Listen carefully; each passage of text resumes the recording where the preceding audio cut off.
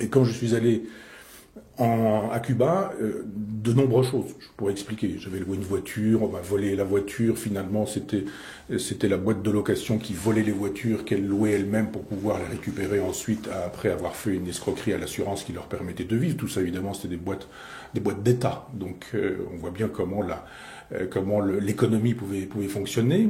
Et j'y étais allé pour une biennale d'art contemporain, pour voir un certain nombre d'artistes. J'ai visité quelques ateliers à cette époque-là. Et les gens qui m'ont invité s'étonnaient, m'ont posé la question le lendemain matin quand on s'est retrouvés en me disant alors le petit déjeuner, l'hôtel, comment ça va, etc. Tu as eu du beurre? Je dis comment ça j'ai eu du beurre? Tu as eu du beurre à ton petit déjeuner? Je dis bah oui j'ai eu du beurre. Pourquoi? On m'a dit c'est une denrée rare à Cuba. Et comme effectivement j'étais sidéré, j'ai dit mais comment est-ce que le beurre peut être une denrée rare à Cuba? Je veux dire quand on a le pouvoir, les pleins pouvoirs, la totalité des pouvoirs, qu'on peut faire ce qu'on veut, quand on veut, comme on veut.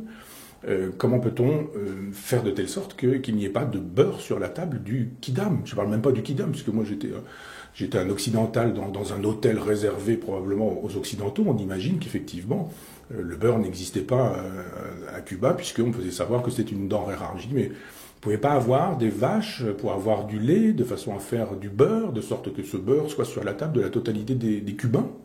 En plus de 50 années de pouvoir, ça n'était pas possible ou ça n'est pas pensable? Et on m'a répondu c'est à cause du blocus américain.